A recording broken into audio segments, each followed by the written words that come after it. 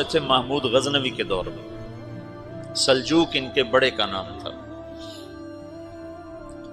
تو ایک دفعہ محمود غزنوی نے سلجوق سے پوچھا اگر مجھے تیری مدد کی ضرورت ہو تو کتنے آدمی پیش کر سکتے ہو؟ تو اس نے ایک تیر دیا، کہا یہ ایک تیر ہے میرا،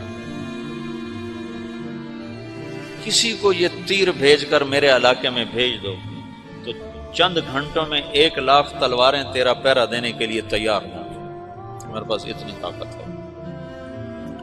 تو یہ سلجوق کی نسل میں تھا تغرل بیگ۔ اللہ تعالیٰ نے جب عرب زوال کا شکار ہو گئے اور ضعف کا شکار ہو گئے، جیسے بڑھاپے کا کوئی علاج نہیں، جب قوموں پہ زوال آتا ہے تو اس کا بھی کوئی علاج نہیں، پھر اور قوم کو جگہ ملتی ہے۔ جیسے بڑھاپا ایک فرد پہ آتا ہے، ایسے بڑھاپا قوم پہ آتا ہے۔ قوم کا بڑھاپا جوانی میں نہیں لوٹ سکتا، جیسے فرد کا بڑھاپا جوانی کی طرف نہیں لوٹ سکتا، قوم کا بڑھاپا جوانی کی طرف نہیں لوٹ سکتا، کوئی علاج نہیں، نئی نسل کا آنا ہی علاج ہے۔ تو عرب دھل چکے تھے، 600 سال بہت ہوتے ہیں حکومت کو، اپنی صفات گم کر چکے تھے، اب نئے خون کی ضرورت تھی۔ تغرل بیگ پہلا شخص تھا جس نے آ کر اہل السنت والجماعت کو استحکام بخشا، شیعوں کی حکومت کو ختم کیا، بغداد سے، شام سے، سارے علاقوں سے۔ صلاح الدین ایوبی نے اسماعیلی شیعہ کی حکومت کو ختم کیا، مصر۔ العاضد ان کا آخری خلیفہ تھا صلاح الدین ایوبی، نور الدین زنگی رحمۃ اللہ علیہ کا پروردہ تھا، اس کا دوست تھا، اس کے دوست بھی تھا، بچہ بھی تھا اس کے سامنے، زیادہ لکھنے پڑھنے کا شوق تھا۔ پھر اللہ تعالیٰ نے اس سے کام لیا اور اس کو مصر کا گورنر بنا کے بھیجا، مصر کی مدد کے لیے بھیجا۔ تو وہاں اس نے صلاح الدین ایوبی نے وہاں ختم کیا، تغرل بیگ نے یہاں ختم کیا۔ تو پھر سلجوق جو تھے نا یہ اقتدار میں آئے، ادھر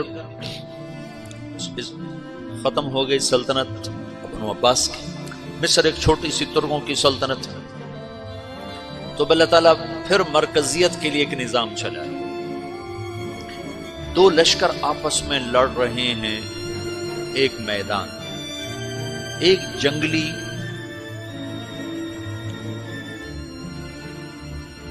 بدوؤں کا قافلہ، جنگل کے لوگ اپنے قبیلے کو لے کر، ایک جنگلی قبیلہ اپنے سردار کے ساتھ نقل مکانی کر رہا ہے ایک جگہ سے دوسری جگہ۔ اللہ کا نظام کہ یہ لوگ چلتے چلتے چلتے اس وادی میں پہنچ گئے جہاں جنگ ہو رہی ہے، دو لشکر آپس میں لڑ رہے ہیں۔ جب یہ وہاں پہنچتے ہیں تو ایک لشکر کے قدم اکھڑ رہے ہیں اور دوسرا غالب آ رہا ہے۔ ان کو نہیں پتا شکست کھانے والے کون ہیں اور فتح پانے والے کون ہیں، ان کو نہیں پتا۔ اس جنگلی قبیلے کے سردار کا نام بھی تغرل ہے، تغرل۔ تو یہ سردار کہتا ہے جو شکست کھا رہے ہیں ان کی مدد کرو، کچھ پتہ نہیں کون ہے، کہتا جو شکست کھا رہے ہیں ان کی مدد کرو۔ تو 400 وحشی جنگلیوں نے فاتح لشکر کے پیچھے حملہ کر دیا۔ تو ایک کافی ہوتا تو 400 دوڑ جب تلواریں پڑیں تو چند لمحوں میں نقشہ بدل گیا، بھاگنے والے جم گئے اور جمنے والے بھاگ پڑے۔ جب جنگ ختم ہوئی تو شکست خوردہ لشکر کے بادشاہ نے ان کو بلایا، اسے پوچھتا ہے مجھے جانتے ہو میں کون ہوں؟ کہا نہیں۔ کہا تو تم نے میری مدد کیوں کی؟ کہا انسانی ہمدردی کی وجہ سے، تمہیں شکست ہو رہی تھی اس لیے تمہاری مدد کی۔ اور اس نے اپنا تعارف کرایا، میں ہوں سلیمان سلجوقی، ترکی کا بادشاہ۔ مسلمانوں کا لشکر تھا اور تاتاریوں سے شکست کھا رہا تھا، تاتاری فتح پا رہے تھے، مسلمان شکست کھا رہے تھے۔ تو وہ اللہ کی غیبی مدد بن کر آئے۔ تو وہ اس سے کہتا ہے میرے ساتھ رہنا پسند کرو، تم نے میرے اوپر احسان کیا ہے، میں اس کا بدلہ دینا چاہتا ہوں، میرے ساتھ رہنا پسند کرو گے؟ کہنے کا کر لوں گا۔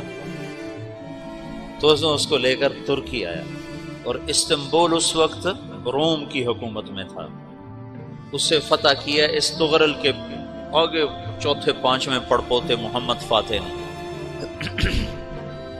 تو یہ استنبول ہے، یہ ترکی ہے، بیچ میں ایک چھوٹا سمندر ہے، یہاں ایک جاگیر ہے۔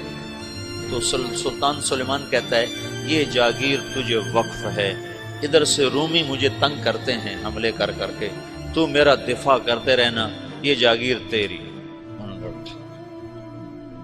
اس جاگیر پہ اس نے اپنے قافلے کو آباد کر دیا، اپنے قبیلے کو، اور ایک چھوٹی سی حکومت بنا لی، جو ایک صوبہ سمجھو سلمان سلجوقی کا، وہ ایک چھوٹا سا صوبہ ہے۔ وہاں جب یہ رہ پڑا تو پھر یہ ایک شیخ کے بیعت ہوتا ہے، وہاں شیخ طریقت ہے، ان کے یہ بیعت ہونے جاتا ہے، وہ اس کو رات اپنے پاس ٹھہراتا ہے، تو ایک کمرے میں ان کو ان کا خادم ٹھہراتا ہے۔ یہ جب کمرے میں جاتا ہے تو سامنے دیوار میں تاکچے پر قرآن پڑا ہوا ہے، تو یہ تغرل بیگ کہتا ہے یہ کیا ہے، یہ کیا ہے؟ تو وہ خادم کہتا ہے یہ کتاب اللہ ہے، قرآن ہے۔ وہ اس کو وہاں چھوڑ کے باہر چلا جاتا ہے۔ وہ دیہاتی آدمی، جنگل کا رہنے والا، پہلی دفعہ زندگی میں قرآن دیکھا، وہ کہتا ہے یہ قرآن ہے، اللہ کی کتاب ہے، میں اللہ کی کتاب کے سامنے سو جاؤں، کتنی بے ادبی ہے۔ تو اس نے ایسے قرآن اٹھایا اور سر پہ رکھ لیا اور کھڑا ہو گیا، ساری رات قرآن سر پہ رکھ کے کھڑا رہا۔ رات کے پچھلے پہر اس کو خواب آیا، کھڑے کھڑے اس نے دیکھا کہ اس کی پشت سے ایک چاند نکلا اور شیخ کی بیٹی کے سینے میں جا کر اتر گیا۔ پھر اس لڑکی کے سینے سے ایک درخت نکلا جو پھیلتے پھیلتے پھیلتے 3 بر اعظم پہ چھا گیا، افریقہ پر، یورپ پر، ایشیا۔ پھر اس کی آنکھ کھل گئی، وہ کھڑا ہوا ہے، تو اس نے صبح یہ خواب اپنے شیخ کو سنایا، تو انہوں نے اپنی بیٹی اس کے نکاح میں دی تھی۔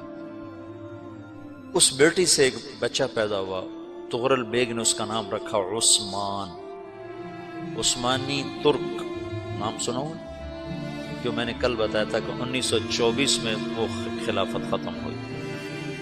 تو ایک بیٹا پیدا ہوا عثمان۔